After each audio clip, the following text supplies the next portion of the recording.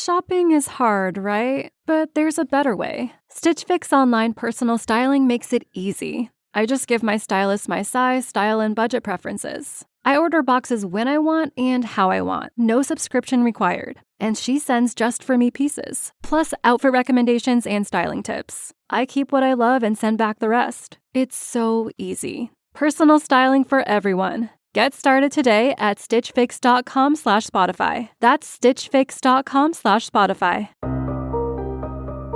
En diciembre de 1610, Jorge Turzo invade junto con su ejército el castillo de la mujer más poderosa de Hungría, Elisabeth Báthory.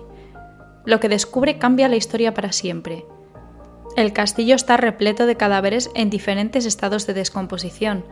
Encuentra a una mujer dentro de una dama de hierro, otra medio muerta a causa de las torturas, y a la propia condesa torturando a una joven con un hierro al rojo vivo.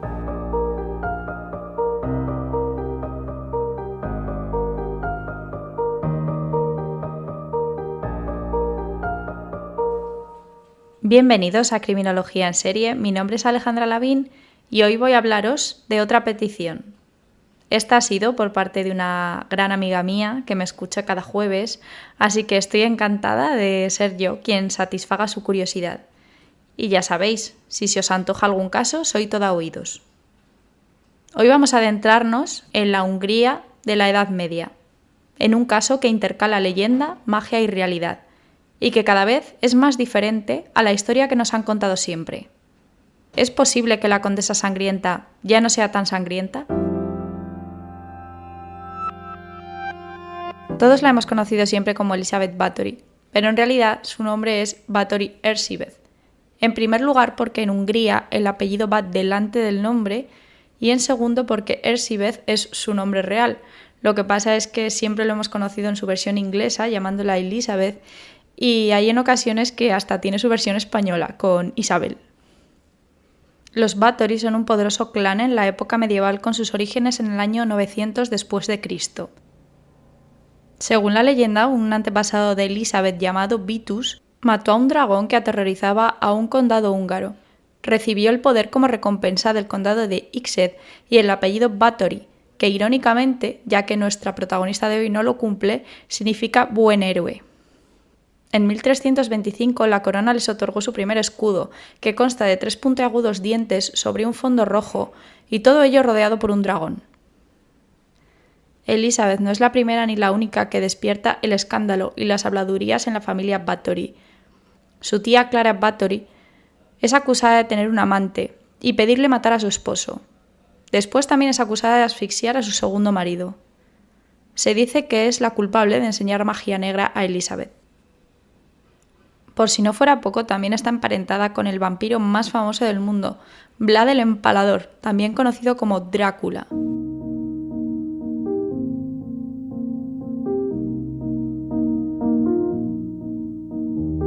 Elizabeth nace el 7 de agosto de 1560 en Nyírbátor, Hungría, en el seno de una de las familias más poderosas de Transilvania, los Erdély.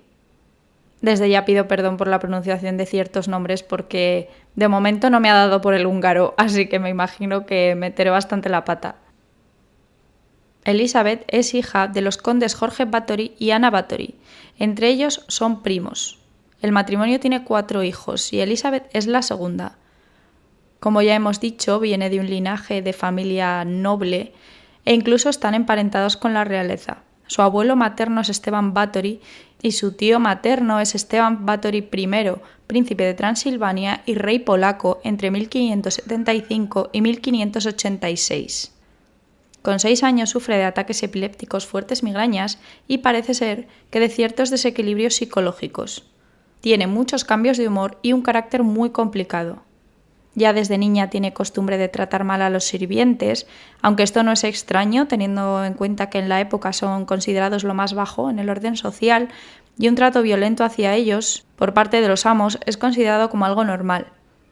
De hecho, si un amo mata a un sirviente de su propiedad, solo se le castiga con una multa para compensar el daño que se haya podido hacer a su familia. Elizabeth está acostumbrada a esto. Está acostumbrada a presenciar esta clase de violencia. En una ocasión ve cómo castigan a un siervo que ha vendido a su hijo a los turcos. Desde luego el castigo que presencia Elizabeth es de lo más cruel e imaginativo. Abren el vientre o el estómago de un caballo vivo, meten dentro al hombre vivo también, cosen al animal y dejan la cabeza del siervo fuera del cuerpo del caballo. Después les dejan al sol para favorecer la putrefacción del caballo, ya que es de suponer que muera antes. Bueno, pues esta barbaridad es la que presencia Elizabeth. Elizabeth es una niña muy culta, sabe leer y escribir y habla húngaro, latín y alemán. En algunas fuentes que he consultado incluso dicen que 5 y 6 idiomas. Pero bueno, esto es lo que he podido confirmar, así que de momento lo dejamos en estos 3.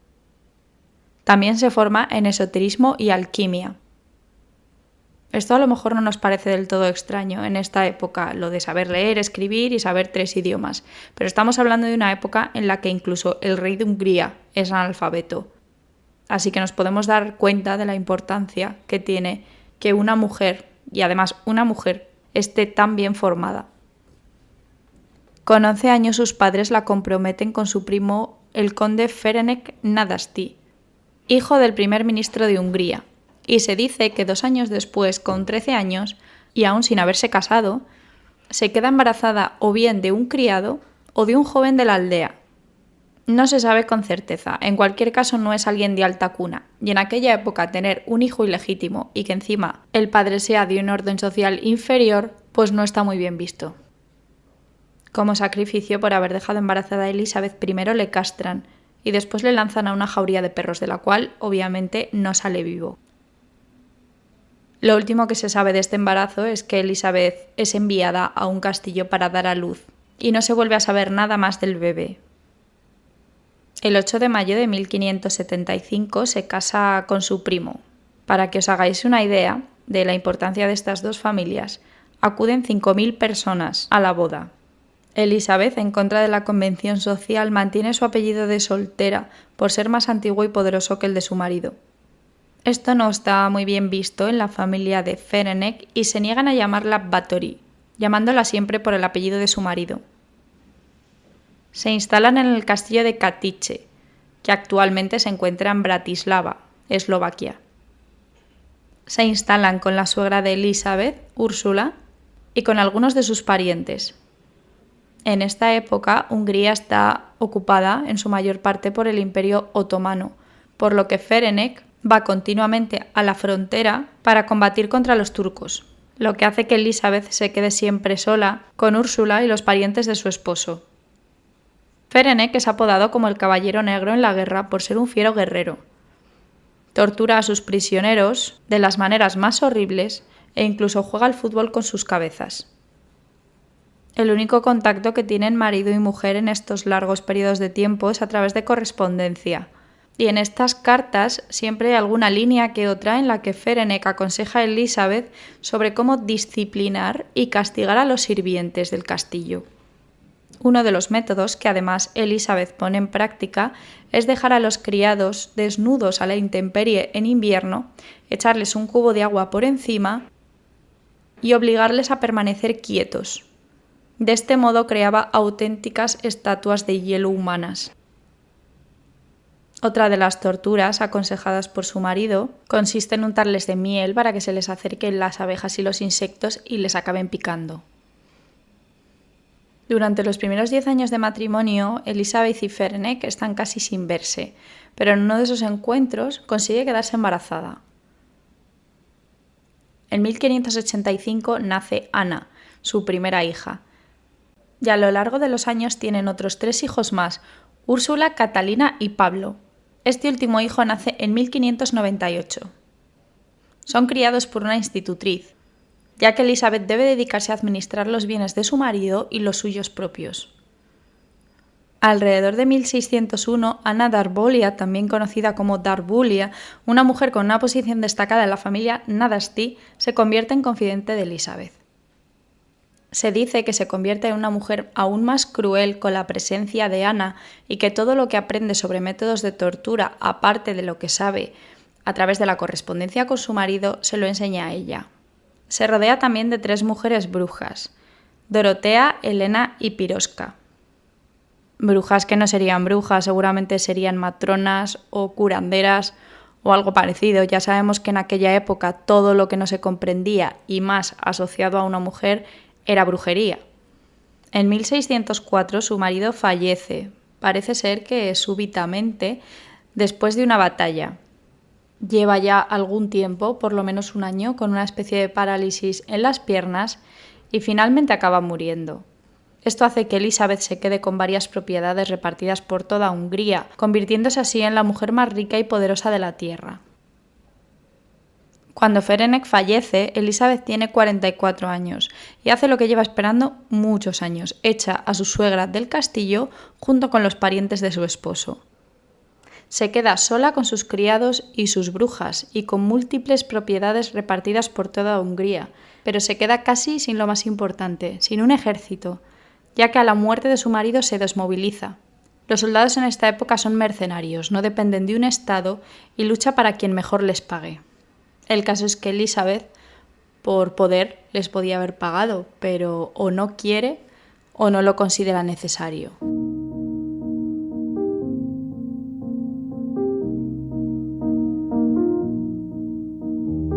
Elizabeth está obsesionada con la juventud y con su belleza, que se está desvaneciendo día a día.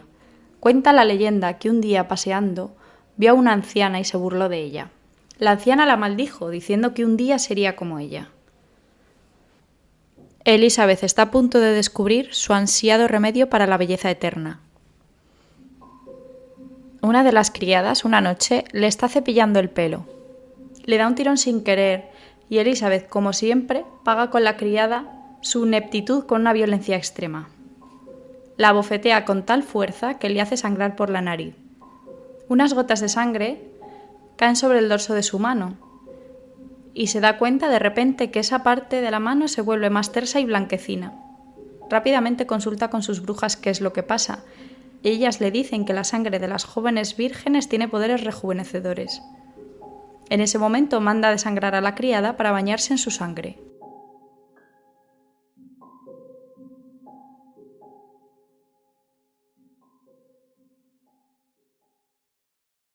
Manda a sus criados a raptar jóvenes vírgenes en un rango de edad de los 10 a los 20 años.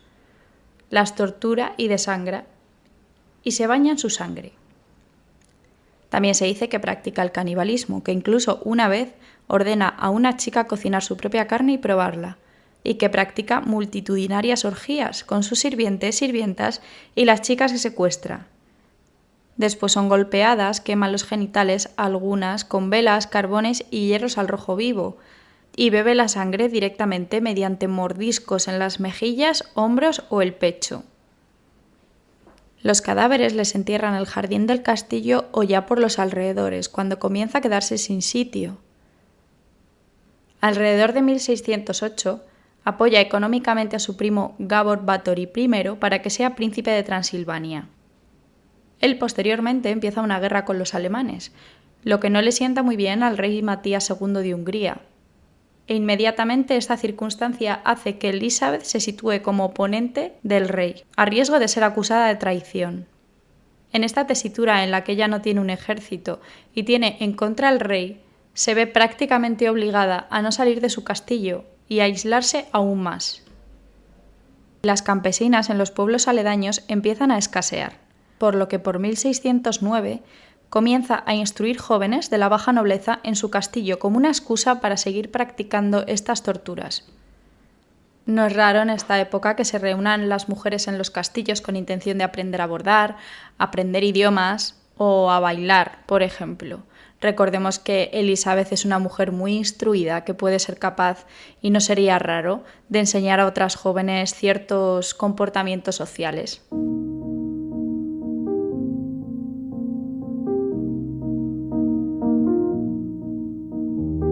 Ya hay desde hace algún tiempo ciertos rumores circulando sobre el hecho de que Elizabeth secuestra jóvenes y practica magia roja en el castillo.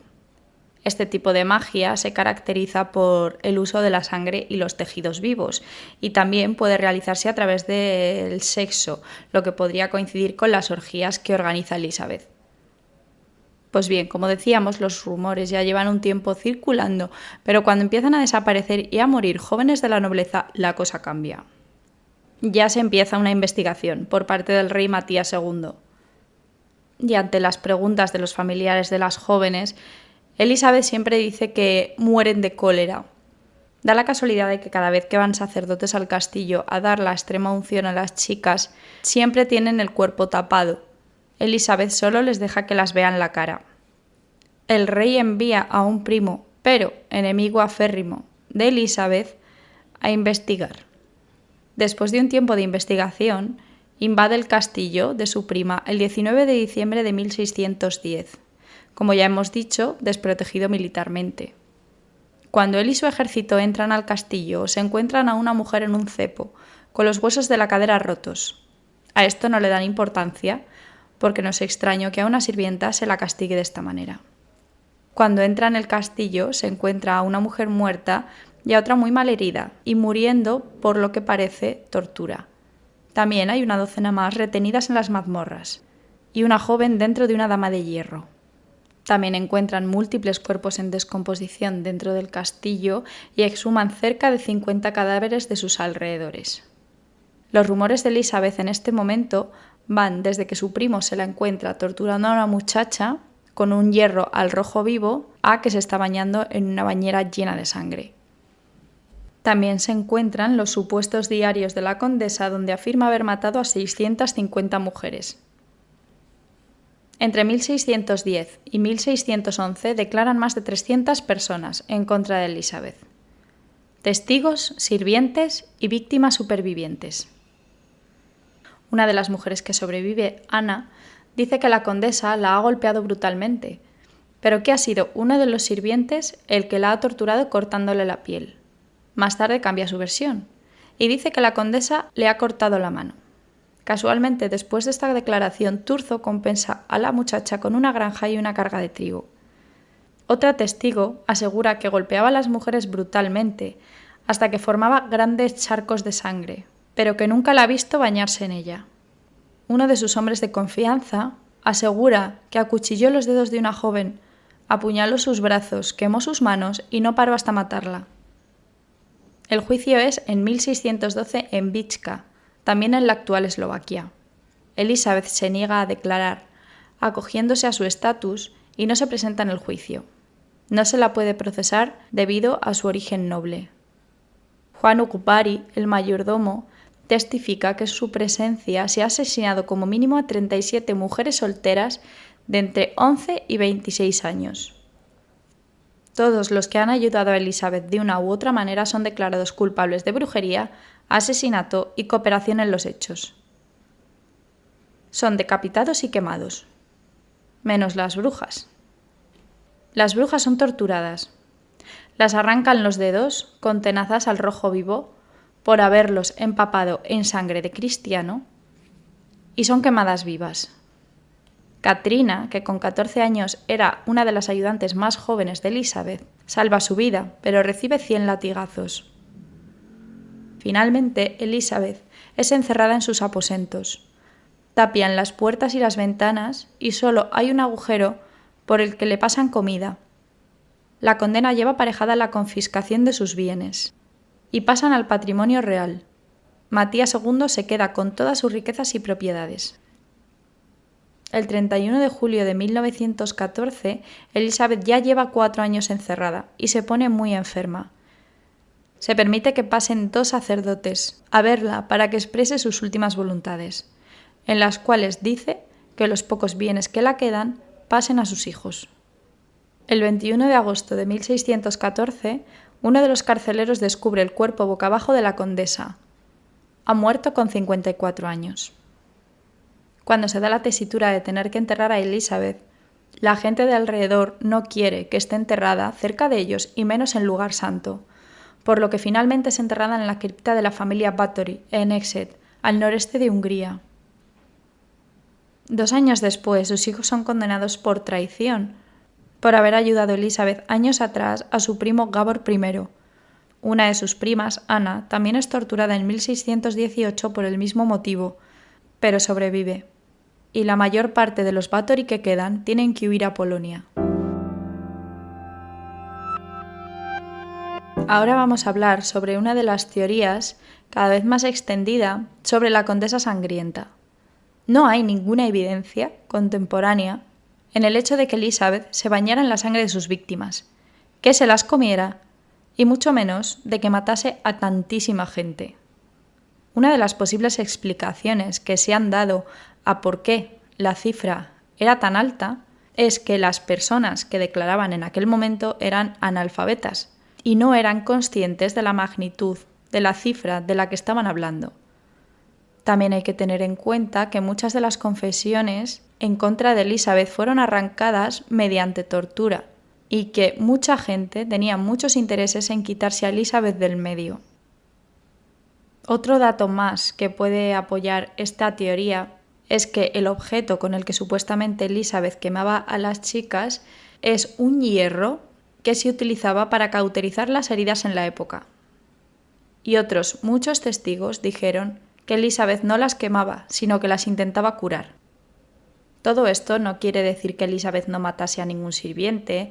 De hecho, en la época ya hemos dicho que incluso es lo normal, que se les castiga y se les ejecuta de las maneras más salvajes.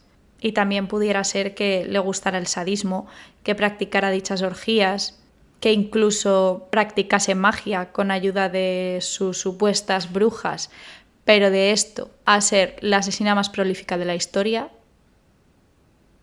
Como ya hemos dicho, había muchos intereses en que Elizabeth desapareciera del mapa. Qué casualidad que la persona que la hace desaparecer es su primo, un rival local que no la soporta. Y qué casualidad que el rey se quede con todas sus propiedades cuando ella incluso es más rica que el propio rey. ¿Vosotros qué opináis? ¿Condesa sangrienta o víctima de una conspiración? Se dice que Elizabeth padecía de un trastorno bipolar, y no es del todo extraño, ya que una elevada consanguinidad, recordemos que sus padres eran primos, supone un factor de riesgo de sufrir este trastorno. Además, la epilepsia es una condición neurológica que favorece los síntomas afectivos maníacos. Vamos a explicar esto. Un trastorno bipolar se caracteriza por la aparición de episodios maníacos o hipomaníacos junto con otros depresivos. Bueno, pues la epilepsia favorece la aparición de esos picos maníacos. Hay veces que se confunde el trastorno bipolar con otro tipo de diagnóstico, como por ejemplo un trastorno de personalidad antisocial o límite, y también se pueden llegar a solapar. Evidentemente, no podemos saber con certeza qué le pasaba a Elizabeth, si es que en realidad le pasaba algo. Estamos en una época en la que la epilepsia y las enfermedades mentales son obra del diablo. Si Elizabeth se comportaba de una manera errática en su infancia y con agresividad, desde luego, en este momento no se va a achacar a una enfermedad mental. Suponiendo que sea verdad, que todo el comportamiento de Elizabeth es tal y como lo dicen, y sin entrar en si es normal que en aquella época se matase gente, en mi opinión padecía de una psicopatía. Es posible que ya tuviera una predisposición genética y que esta psicopatía se agravase por el hecho de ser una niña malcriada, educada en la ausencia completa de empatía por los demás, teniendo en cuenta que los sirvientes estaban en otro orden social. Estuvo expuesta a los castigos que sufrían estas personas, lo que no hace más que agravar esa insensibilidad y esa idea de que la violencia está bien. En mi opinión, se forjó esta personalidad psicopática cuando era una niña y empeoró con la vida que tuvo.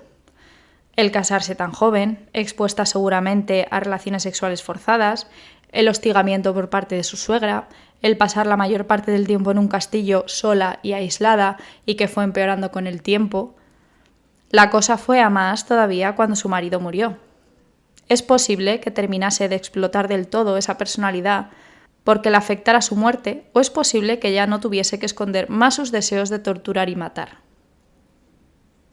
Hoy vamos a meternos en el jardín, un poco solo, porque es un tema que da para mucho, sobre si el trastorno antisocial de la personalidad y la psicopatía son lo mismo. Hay investigadores que dicen que la psicopatía es una forma agravada del trastorno antisocial de la personalidad. Hay otros que dicen que no, dadas sus diferencias de la asociación entre la disfunción emocional y el comportamiento criminal. Además, la psicopatía no está incluida actualmente en los manuales diagnósticos psicopatológicos. De hecho, la controversia se encuentra en que un psicópata tiene completa ausencia de cualquier tipo de manifestación psicopatológica. Es cierto que comparten muchos rasgos, como el comportamiento antinormativo o el incremento del riesgo en el consumo de drogas y alcohol, por ejemplo. Actualmente se considera que prácticamente el 90% de los delincuentes psicópatas cumplen los criterios del trastorno antisocial de la personalidad, pero solo el 25% de estos últimos podría diagnosticarse de psicopatía. Os voy a explicar un poco los rasgos de personalidad de los psicópatas y algunos los voy a relacionar con los comportamientos de Elizabeth. No todos, porque por desgracia no tenemos tanta documentación de ella como para saber cómo se comportaba en cada momento, pero bueno, más o menos los que puedan ayudarnos a entender la personalidad psicopática de Elizabeth. En primer lugar, nos encontramos la famosa falta de empatía. La empatía, como ya sabemos, es la capacidad para ponerse en el lugar del otro o para comprender cómo se siente emocionalmente. Según la teoría de la mente, los psicópatas tienen empatía cognitiva, pero no tienen empatía emocional. ¿Esto qué significa? Pues que sí que comprenden las emociones, sí que las entienden. De hecho, les interesa entenderlas para llegar a imitarlas, pero no son capaces de sintonizar con los sentimientos de la otra persona, que eso es lo que sería la empatía emocional. Está claro que Elizabeth tenía una falta de empatía, por supuesto. Independientemente de que hubiera una conspiración contra ella o no, sí que hay pruebas de que matase gente y sí que hay pruebas de que hiciese daño a gente. Entonces está claro que tiene una falta de empatía. Además, yo creo que lo que he comentado antes, yo creo que esa falta de empatía se desarrolla desde que es una niña. En segundo lugar, tenemos el egocentrismo y el narcisismo. Esto está íntimamente ligado a la falta de empatía. Elizabeth, desde que es una niña, ha tenido todo. La han enseñado que es superior a cualquier ser vivo y es más importante que los demás. Luego tenemos el encanto superficial. Por desgracia, nunca sabremos si Elizabeth era encantadora o no, pero el encanto superficial es un rasgo bastante común. Tienen que manipular a la persona que tienen delante. Un asesino en serie, por ejemplo, como Ted Bundy, como Jeffrey Dahmer, como Ed Kemper, desde luego no hubieran conseguido asesinar a tantas personas si no hubieran tenido unas correctas habilidades sociales. No hubieran convencido a tantas chicas y a tantos chicos, en el caso de Dahmer, para llevarlas a casa o para acercarlas a su universidad. De hecho, en los primeros episodios con Kemper lo veíamos bien claro, cómo intentaba convencer a las chicas, cómo aprendía trucos para que ellas finalmente se montaran en el coche. En cuarto lugar tenemos la pobreza emocional. ¿Qué significa esto? Pues que las emociones que tienen los psicópatas son bastante limitadas. Es decir, parece ser que las emociones positivas las consideran como algo normal y las emociones negativas no las sienten, como puede ser el miedo o el castigo. En quinto lugar, nos encontramos con la conducta antisocial y delictiva. Este rasgo es más complicado de comparar con Elizabeth porque se refiere al abuso de sustancias, el encarcelamiento, el crimen organizado y aparte de los asesinatos, no sabemos si Elizabeth tuvo algún comportamiento antisocial a mayores. También tenemos la dificultad para aprender de la experiencia. Esta dificultad se debe a alteraciones entre el córtex prefrontal y la amígdala. En séptimo lugar está la impulsividad. La impulsividad se relaciona sobre todo con las conductas agresivas y el consumo de drogas. Lo del consumo de drogas lo descartamos, pero lo de la agresividad sí que es un rasgo bastante presente en toda la vida de Elizabeth, desde que es bien pequeñita. Y ya de adulta sabemos que castigaba a los siervos con bastante dureza, que repetimos que esto es lo normal en la época, que no tiene que ser parte de una personalidad psicopática. Pero pudiera ser que la impulsividad diera lugar a un bajo autocontrol en las respuestas de Elizabeth. En octavo lugar tenemos la mentira y la manipulación. Bien es sabido que todos los psicópatas son mentirosos y manipuladores, y esto está muy asociado a lo que hemos hablado antes sobre las habilidades sociales. Además, un psicópata puede no mostrar alguno de los rasgos de los que hemos hablado, pero la mentira y la manipulación son bastante frecuentes. Casi siempre están ahí en una personalidad psicopática. En noveno lugar tenemos la predisposición al aburrimiento. Los psicópatas en este sentido necesitan de una estimulación continua.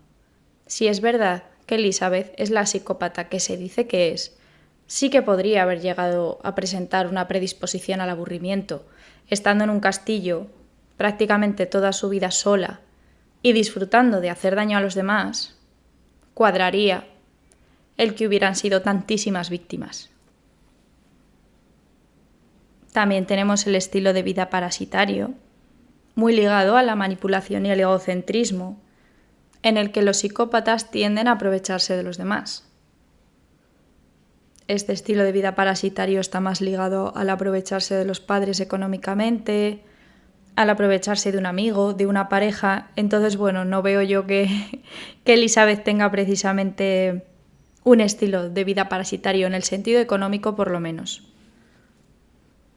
Ya casi para terminar, tenemos la ausencia de remordimientos, que significa que los psicópatas no sienten culpabilidad por sus actos.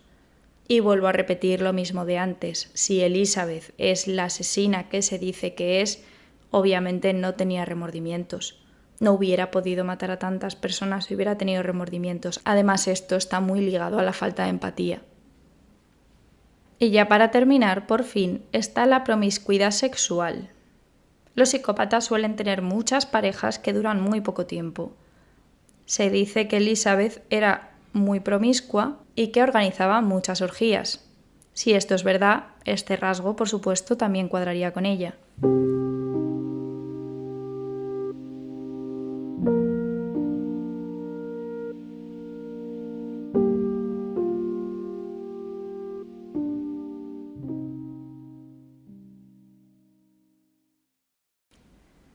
Y esta es la historia de la Condesa Sangrienta, la supuesta asesina más prolífica de la historia, que inspiró a Bram Stoker para escribir Drácula, y que de hecho fue pariente de Vlad el Empalador, de la que por desgracia nunca sabremos toda la verdad.